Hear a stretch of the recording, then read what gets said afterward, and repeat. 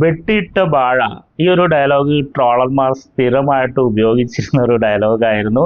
ലാലേട്ടൻ പ്രിയദർശൻ കോമ്പിനേഷനിൽ വന്ന മരക്കാർ അറബിക്കടലിന്റെ സിംഹം എന്ന സിനിമയിലെ ലാലേട്ടന്റെ മലബാർ ആക്സെന്റിനെ പരിഹസിച്ചുകൊണ്ടാണ് ട്രോളർമാർ സ്ഥിരമായിട്ട് ഇത് ഉപയോഗിച്ചിരുന്നത്. എന്നാൽ ട്രോളർമാർക്ക് ഇനി രക്ഷയില്ല. ഇനി ആ രീതിയിൽ ലാലേട്ടനെ പരിഹസിക്കാൻ സാധിക്കില്ല എന്നുള്ളതാണ് അദ്ദേഹത്തിന്റെ ഏറ്റവും പുതിയ സിനിമയിലെ മലബാർ ആക്സെന്റ് തെളിയിക്കുന്നത്. ഞാൻ പറഞ്ഞു വന്നത് മനോരഥങ്ങൾ എന്ന ആന്തോളജിയിലെ മോഹൻലാലിന്റെ എപ്പിസോഡായിട്ടുള്ള ഓളവും തീരവും എന്ന സിനിമയിലെ ലാലേട്ടന്റെ മലബാർ ആക്സെന്റിനെ കുറിച്ചാണ്. MD വാസുദേവൻ നായരുടെ ചെറുകഥകളെ ആസ്പദമാക്കി അദ്ദേഹം തന്നെ രചിച്ച തിരക്കഥയിൽ നിന്നും ജനിച്ച 9 സിനിമകളാണ് മനോരഥങ്ങൾ എന്ന ആന്തോളജിയിലുള്ളത്. ഇന്ന് ZEE5 OTT പ്ലാറ്റ്ഫോമിൽ റിലീസായിട്ടുള്ള ഈ ആന്തോളജി അവതരിപ്പിക്കുന്നത് കമൽ ഹാസൻ ആണ്. ഈ ആന്തോളജിയിലെ ആദ്യത്തെ എപ്പിസോഡാണ് മോഹൻലാൽ പ്രിയദർശൻ കൂട്ടുകെട്ടിലെ ഓളവും തീരവും എന്നുള്ള സിനിമ.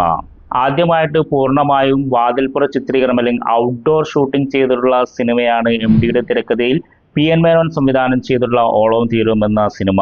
ആ ഒരു സിനിമയുമായിട്ട് ഒരു വിധത്തിലും കമ്പയർ ചെയ്യാൻ ആഗ്രഹിക്കാത്ത രീതിയിലാണ് പ്രിയദർശൻ ഓളവും തീരവും ഒരുക്കിയിരിക്കുന്നത്.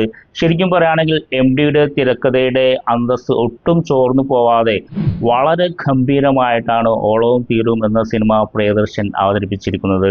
ശരിക്കും പറയുകയാണെങ്കിൽ പൂർണ്ണമായിട്ടുള്ള ഒരു ഫീച്ചർ ഫിലിമിന്റെ ഒരു സംക്ഷിപ്ത രൂപം തന്നെയാണ് ഓളവും തീരവും എന്ന ഈ ഒരു എപ്പിസോഡ്. ഇതിലെ കേന്ദ്ര കഥാപാത്രമായിട്ടുള്ള ബാപ്പൂട്ടിയായിട്ട് മോഹൻലാൽ വരുമ്പോൾ മോഹൻലാൽ ഒരു 60കാരനാണെന്ന് നമുക്ക് തോന്നുന്നേയില്ല. മുമ്പ് മധു ചെയ്തിട്ടുള്ള ആ വേഷം മോഹൻലാൽ ഇവിടെ അനശ്വരമാക്കി എന്ന് തന്നെ പറയണം. ഒട്ടും അതിഭാവുകത്വമില്ലാത്ത വളരെ തന്മയത്വത്തോടു കൂടിയുള്ള ഇരുത്തം വന്ന അഭിനയം തന്നെയായിരുന്നു ലാലേട്ടൻ്റെത്. അതുപോലെ തന്നെ മലബാർ മുസ്ലിം ആക്സെന്റ് പലപ്പോഴും ലാലേട്ടൻ്റെ മുൻകാല സിനിമകളിൽ വളരെയധികം ആർട്ടിഫിഷ്യാലിറ്റി തോന്നിയിട്ടുണ്ടായിരുന്നു. എന്നാൽ ഇതിലൊട്ടും അങ്ങനെ ഒരു ആർട്ടിഫിഷ്യാലിറ്റി തോന്നാത്ത വളരെ നാച്ചുറലായിട്ട് അദ്ദേഹം മലബാർ മുസ്ലിം ആക്സെന്റ് ഇതിൽ ചെയ്തിരിക്കുന്നു എന്നുള്ളതാണ് ഏറ്റവും സന്തോഷകരമായിട്ടുള്ള ഒരു കാര്യം. ഈ സിനിമയിലെ നായിക കഥാപാത്രമായിട്ടുള്ള ബാപ്പൂട്ടിയുടെ നായികയായിട്ടുള്ള നഫീസ എന്ന കഥാപാത്രത്തെ അവതരിപ്പിച്ചിരിക്കുന്നത് ദുർഗാകൃഷ്ണയാണ്. വളരെ ഗംഭീരമായിട്ടുള്ള പെർഫോമൻസ് ആയിരുന്നു. വളരെ നാച്ചുറൽ ആൻഡ് റിയലിസ്റ്റിക് ആയിട്ടുള്ള രീതിയിലാണ് ദുർഗാകൃഷ്ണ ഈ ഒരു കഥാപാത്രത്തെ അവതരിപ്പിച്ചിരിക്കുന്നത്. എന്നാൽ ഇതിൽ ഇവരെക്കാൾ കൂടുതൽ ശ്രദ്ധ നേടുന്നത് മറ്റൊരു കഥാപാത്രമാണ്. നഫീസയുടെ ഉമ്മയായിട്ട് അഭിനയിച്ചിട്ടുള്ള ബീവാത്തുമ്മ എന്ന കഥാപാത്രമാണ്. ആ ഒരു ബീവാത്തുമ്മ എന്ന കഥാപാത്രത്തെ സുരഭി എന്ന നടി അതിഗംഭീരമായിട്ട് അവതരിപ്പിച്ചു എന്ന് തന്നെ പറയണം. ആ ഒരു കഥാപാത്രത്തെ കാണിക്കുന്ന ഓരോ സീനിലും അവരുടെ പെർഫോമൻസ് മുഴച്ചു നിൽക്കുന്നു എന്ന് തന്നെ പറയാം. അത്രയ്ക്ക് ആ ഒരു കാലഘട്ടവുമായ ആ ഒരു സമൂഹവുമായി ബന്ധപ്പെട്ട് നിൽക്കുന്ന രീതിയിലാണ് അവരുടെ നോട്ടവും ഭാവവും ചലനവും അവരുടെ ഡയലോഗ് ഡെലിവറിയും എല്ലാം. തീർച്ചയായിട്ടും ഒരു കോഴിക്കോടൻ ആക്സെന്റ് അവർക്ക് തീർച്ചയായിട്ടും മുതൽക്കൂട്ടായിട്ടുണ്ട് ഈ ഒരു സിനിമയിലെ പ്രകടനത്തിന്. അതുപോലെ തന്നെ ഇതിലെ മറ്റു കഥാപാത്രങ്ങൾ അവതരിപ്പിച്ച ഓരോ നടന്മാരും അതിഗംഭീരമായുള്ള പെർഫോമൻസ് ആണ് കാഴ്ചവെച്ചത്. മാമുക്കോയ ആയാലും ശരി, ഹരീഷ് പേരടി ആയാലും ശരി, വളരെ തന്മയത്വത്തോടു കൂടിയുള്ള അഭിനയമാണ് കാഴ്ചവെച്ചത്.